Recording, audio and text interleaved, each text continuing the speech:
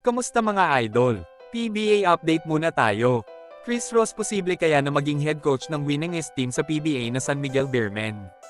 Dahil nga sa nalalapit na pagretiro sa basketball, na-appoint si Ross bilang active playing assistant coach para sa Beermen. Si Ross ay miyembro ng SMB Def 5 kung saan malaki ang naging ambag niya para mabigyan ng madaming kampyonato ang San Miguel.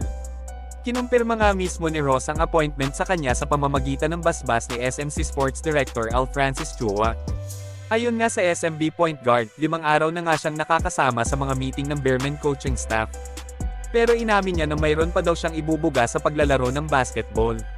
2 taon pa nga daw ang bibilangin bago siya tuluyang magpaalam sa pinakamamahal niyang sports. Hindi pa naman daw opisyal ang pagiging assistant coach niya hanggat hindi siya nakakapagsuot ng uniforme ng isang coaching staff.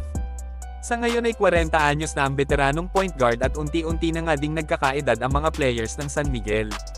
Medyo nag-uumpisa na nga din silang magpabata ng lineup sa pamamagitan ng pagkuha kay Jeron Teng at ang kanilang super rookie na si Kit Jimenez.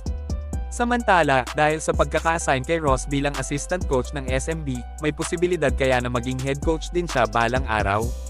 Simula kasi ng hawakan ni SMB head coach George Gallant ang koponan hindi pa ito nakakatawid sa PBA Finals. Si Gallant ang pumalit sa isa sa winningest coach ng liga na si Leo Austria. 2 conference pa lang naman ang nahahawakan ni George Gallant simula ng palitan niya si Austria. Sa 2 conference na ito, 2 beses din sila nakaabot sa semifinal round pero parehong natalo sa seryeng yun.